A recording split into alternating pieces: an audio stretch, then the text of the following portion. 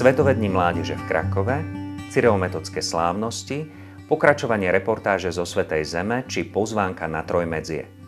Aj tieto zaujímavé rozhovory a reportáže nájdete v augustovom vydaní časopisu Naša žilinská diecéza.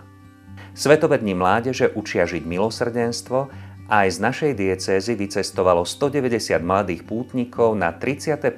celosvetové stretnutie mládeže do neďalekého Krakova.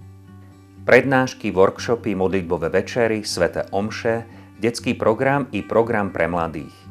Konferencia Nové svitanie sa stala pre mnohých miestom zmierenia, uzdravenia a odovzdanosti do Božích rúk.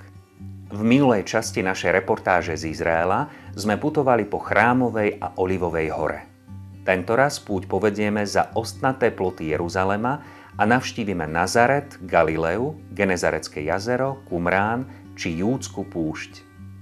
V nezabudnutom svetle si pripomenieme 70 rokov od úmrtia pátra Brandisa a o založení Collegia Russicum v Ríme sa dočítate v spomienkach na Wendelina Javorku. Dozviete sa aj o kňazovi Hermanovi Schneipersovi, ktorý prežil koncentračný tábor aj tvrdý komunistický režim.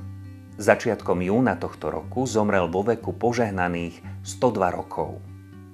Rozprávanie o tom, čo je to dôverovať Bohu, keď človeka pre vieru znemožňujú, keď sa musí pozerať na utrpenie toho druhého a jediné, čo môže, je mať zložené ruky a otvorený dom.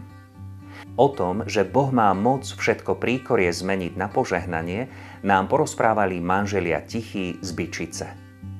V časopise nechýbajú pravidelné rubriky Kam na výlet, Detský kútik, Recepty sestry Kristíny, a pozývame vás na Trojmedzie, kde sa už po 8. raz stretnú veriaci 3 krajín.